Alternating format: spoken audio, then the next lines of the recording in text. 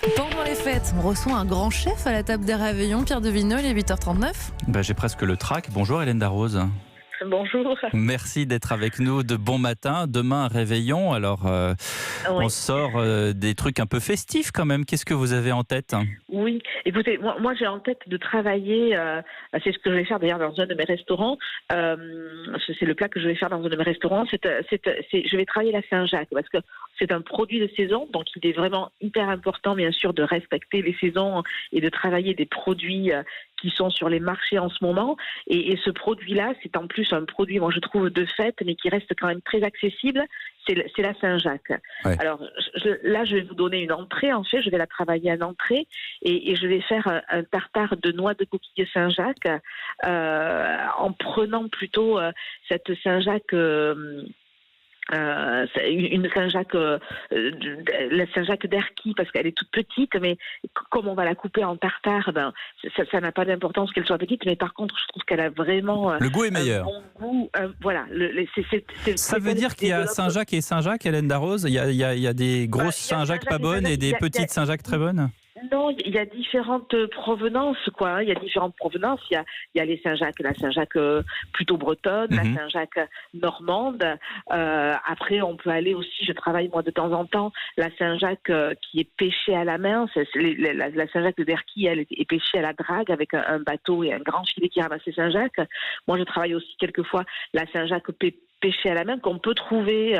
Ah ouais. Alors les prix sont pas les mêmes du coup, parce que pêcher à la main, j'imagine que c'est beaucoup plus onéreux. Les prix sont pas les mêmes. Celle d'Erquy, elle reste vraiment très accessible et je vous dis, elle est vraiment super goûteuse. Elle est vraiment très très fine dans son goût, avec un bon goût de Saint-Jacques. Donc pour ce plat-là, elle est idéale.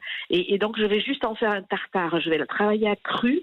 Je vais en faire un tartare avec un peu de zeste de citron, de jus de citron, un peu d'huile d'olive, une quenelle de crème montée à la fin pour assouplir ce tartare. Et puis bien sûr, l'assaisonner avec du sel et du bon poivre.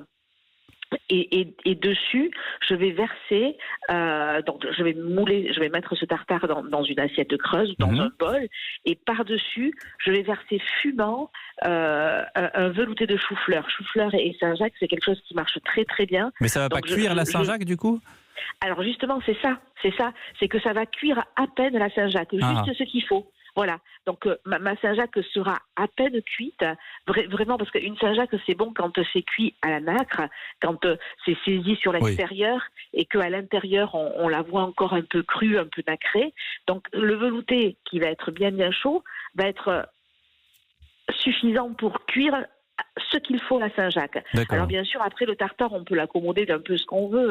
On peut y ajouter par exemple des coraux d'oursin, on peut pourquoi pas y ajouter quelques brisures de truffes, on peut y ajouter un peu de caviar, ça dépend du budget qu'on a, bien sûr. Même si maintenant il y a du caviar français qui est quand même beaucoup plus abordable que tout ce qu'on a connu par le passé. Maintenant, ce sont des produits qui deviennent parfois un peu plus abordable, donc on peut, ou alors pourquoi pas quelques œufs de truite, des œufs saumurés de truite, c'est encore plus abordable que le caviar par exemple. Et voilà, on peut le laisser tel que je vous l'ai dit, juste un peu de citron, d'agrumes, voilà, mais on peut aller un peu plus loin et l'accommoder de ce genre de produits qui feront que le plat n'en sera que meilleur. Mon velouté de chou-fleur, je le fais de manière classique avec un peu de crème, un peu de... Voilà, exact. Alors le velouté de chou-fleur, on peut aller au plus simple. C'est-à-dire faire un velouté, cuire un velouté, comme on dit à l'anglaise, dans de l'eau salée. Et puis une fois qu'il est bien cuit, le mixer avec de la crème et bien l'assaisonner. On peut s'ajouter une petite difficulté. Dans la Saint-Jacques, vous savez, il y a ce qu'on appelle les bardes autour. Voilà. On peut utiliser cela, on peut utiliser ça. Alors, il faut bien les faire dégorger, bien les laisser dans un saladier, dans un bol, sous l'eau, parce que c'est plein de terre. Donc, il faut vraiment les faire dégorger pour qu'elles ressortent, elles recrachent toute la terre. Mais avec ces bardes-là, on peut faire un fumet. On peut s'en servir en les faisant bien saisir, bien recracher toute leur eau et s'en servir pour faire un bouillon. Et c'est bien meilleur que tous les fumés industriels, bien sûr. Voilà, exactement. Et c'est dans ce fumet qu'on va cuire le chou-fleur Et c'est avec partir de ce fumet qu'on va finir le velouté au lieu de faire de cuire le chou-fleur que dans de l'eau et d'utiliser cette eau pour finir le velouté. Et ben on va le faire dans ce fumet-là.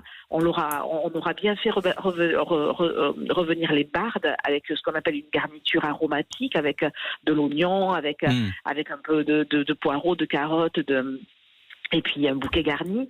Et puis on aura déglacé avec un bon vin blanc qu'on aura réduit à sec et ensuite mouillé avec de l'eau et fait mijoter comme ça pendant 3/4 d'heure, 1 heure pour arriver à un fumet qui aura ce goût de Saint-Jacques également et qui ne sera que plus utile au velouté. Le velouté n'en sera que meilleur, bien sûr, si on l'utilise. Superbe. Voilà une idée de fête pour demain. Merci beaucoup, Hélène Darroze, de nous avoir donné cette belle recette en prévision du réveillon. Et à bientôt sur l'antenne d'Europe 1. À bientôt, au revoir.